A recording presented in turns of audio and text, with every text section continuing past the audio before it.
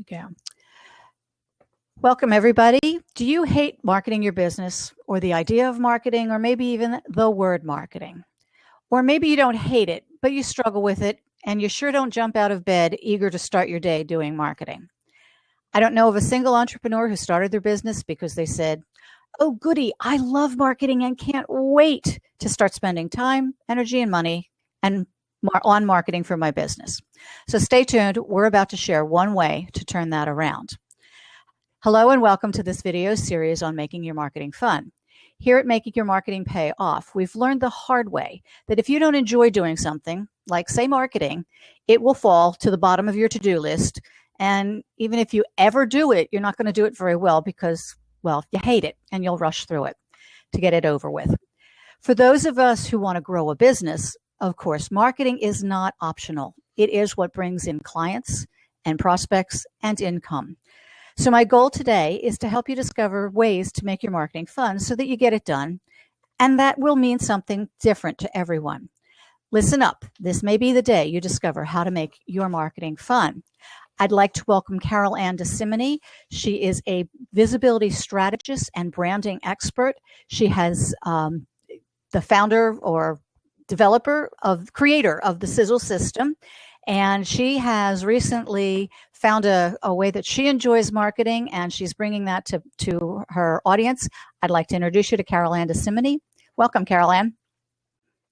Thanks for having me, Cindy. I'm so glad to be here. Yeah, we're glad to have you. Now, you recently went through your own rebranding, and I know you do that for other people. So why don't you tell me a little bit about why you find rebranding fun, how you came to enjoy it? Is it something you've always enjoyed?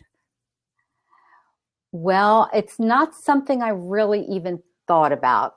I've been an entrepreneur for 10 years. I had a company called Big I Media, and I was all over the place.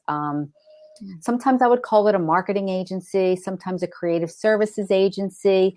And I really changed my 30-second elevator pitch, so to speak, according to the audience that I was speaking to at the time and the jobs that I was trying to attract at the time, because I was a photographer, graphic designer, but I really liked bigger jobs like book publishing and even publishing brochures and things like that. What happened was, what really got me to rebrand was I got really burned out working one-to-one because I was in the dollar per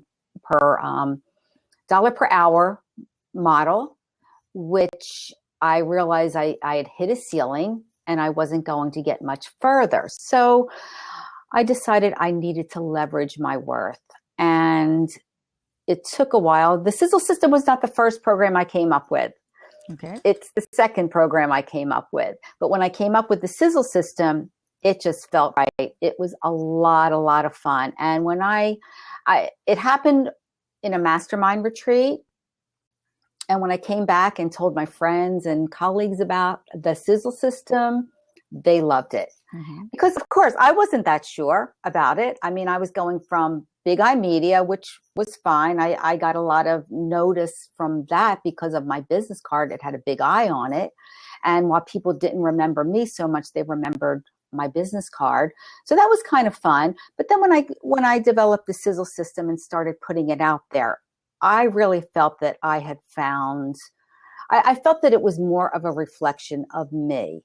Mm-hmm. I mean, to sizzle it doesn't mean be sexy or anything like that. It really means to find to ignite the inner spark inside of you, so you find the clarity and confidence you need to really get your business out in a bigger way, because I really felt that I was the best kept secret in South Jersey. I was always working behind, a computer monitor trying to make somebody else look good.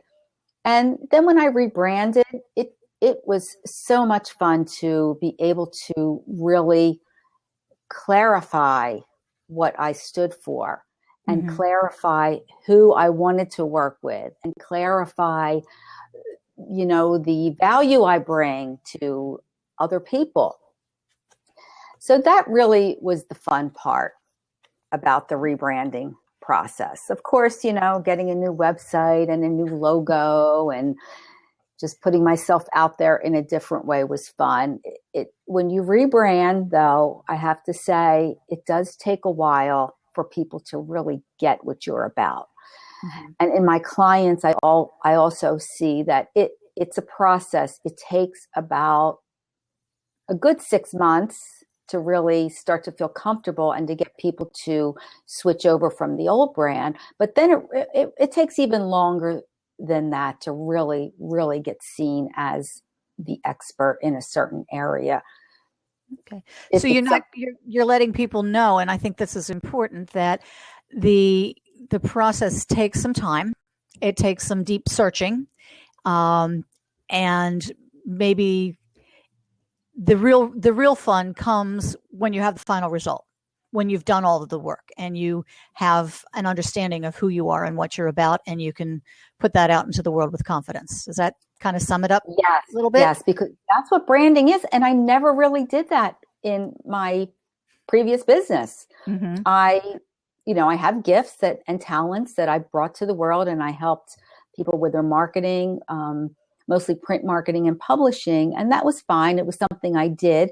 And I have to say, though, I did know some of my values, of the values of my business. I operated on the values of efficiency and proficiency and quality, high standards. I was known for, really fine work, getting it done, working on deadline, meeting all my deadlines. So those were the types of values that I was operating on in my business. When I rebranded, it was a whole different set of values. I guess I could say that the most important values to me now with the Sizzle system and with the people I work with are freedom and vision. Mm-hmm. I want to help my clients have a freedom-based business to live the life they love. And also I have a vision for them, because most people don't see their brilliance, and I see it with an objective eye. Mm-hmm. So that to me was really the most fun part of the rebranding, was really getting clear on what I stand for and what I can bring to others. Mm-hmm.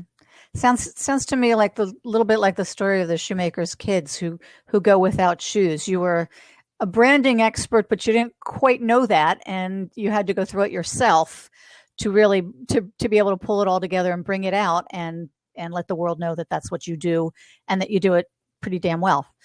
Excuse my swear word, but I know we'll have some audience members who are offended by that, but I think you're pretty damn good at what you do. So there you go.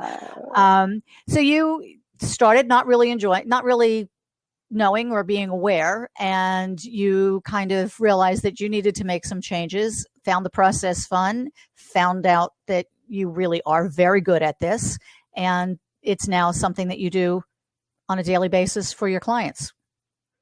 Yeah. And actually, Cindy, the way I realized that I was a personal branding expert is I had to come up with a talk topic for a local Rotary group. And I knew they wouldn't be interested in print marketing or hearing about creative entrepreneurship. So I looked around and I said, well, what's hot nowadays? And I thought, well, blogging, content development, that's one thing. But then I saw everybody was talking about personal branding, and the light bulb went off. And I'm like, personal branding? I've been doing this for 30 years. I have a master's degree in public relations. All personal branding is about creating an image, just like the focus of public relations. However, I also had the graphic design experience behind me to create visual identity. And I had the work experience behind me and the customer service and all that sort of thing. So it really was a natural progression. Mm-hmm. And then using that, I was rebranding Big Eye Media, which ended up turning into the Sizzle system, something totally new, because I was getting a new website in that process. And then when I told my web developer, hey, I came up with the Sizzle system, she said, Carol Ann, we need to make you the Sizzle system. Mm-hmm. And that's how it happened. But it wasn't like I really started anything new. I just changed my business model. I got more focused. Good. Now, one of the things you mentioned, I'm going to go back to it, is that you summed up branding in one word, and that, or two words, that's three words, creating an image. Okay, so I was thinking of the word image. If there was something that our listeners could do to get started on defining or redefining their image, what would something be that they could do, just one small step to get started on that process? Get clear on what you stand for. Okay. Do you have some suggestions on how they might do that, or just one quick tip? Yes. Good. In the sizzle system, the first step is just that, getting clear. We examine core values. We figure out what are the core values that you operate on in your life. What is most important in you and to you?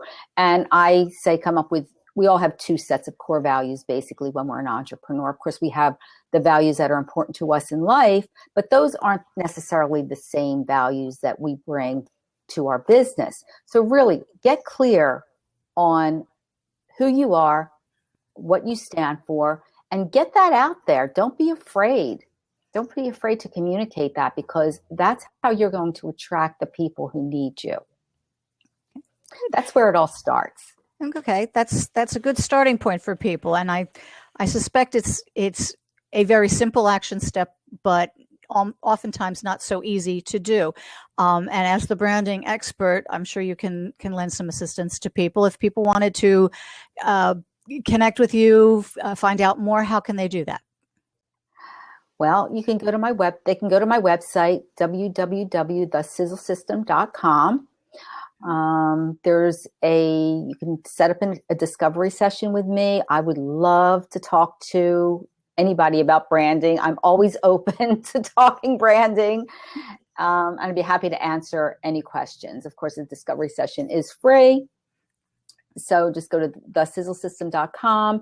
You can also download my 7 strategies for branding success. I call that my branding manifesto. And that provides a lot of information about the branding process as well, because branding is a process. It starts with your core values, and that's what's going to give you the clarity to do your copywriting and create a visual identity. It really is the wellspring for everything else that you need for your brand.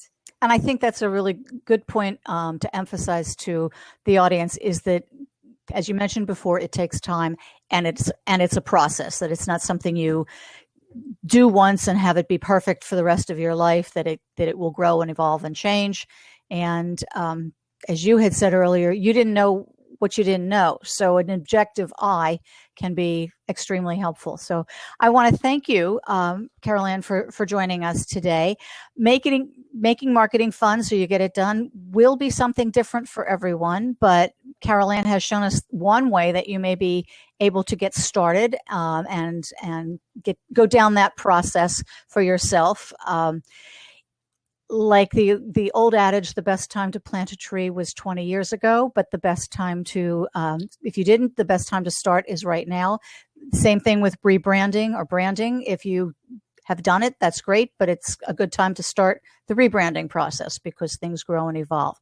I encourage those of you who are listening to go out, try, look at your core values, play with it, have fun, talk to some people, get some feedback from them, and let us know what happens.